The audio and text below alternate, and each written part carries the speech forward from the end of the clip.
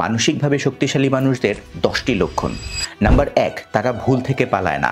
ভুল হলে তারা স্বীকার করে, শেখে এবং সামনে এগিয়ে যায়। কোনো দোষারোপ নয়, কোনো ড্রামা নয়। নাম্বার 2, তারা না বলতে জানে। অন্য কেউ খুশি না হলেও তারা নিজের শান্তিকে বেশি গুরুত্ব দেয়, কারণ শান্তি অন্যকে খুশি করার চেয়ে বেশি গুরুত্বপূর্ণ। নাম্বার 3, তারা বসে বসে অভিযোগ করে না।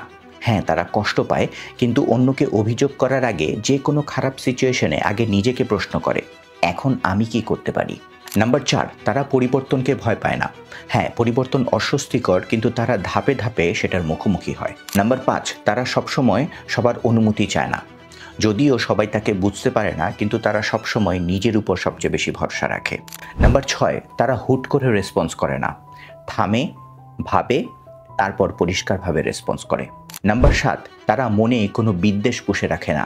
তার মানে তারা কষ্ট পায় না ব্যাপারটা এরকম নয়, কিন্তু মানসিক সুস্থতা তাদের সবচেয়ে বেশি গুরুত্বপূর্ণ। নাম্বার 8, তারা নিজের কমফোর্ট জোন থেকে বাইরে যায়, কারণ তারা জানে প্রতিদিনের রুটিন দিয়ে গ্রোথ আসবে না।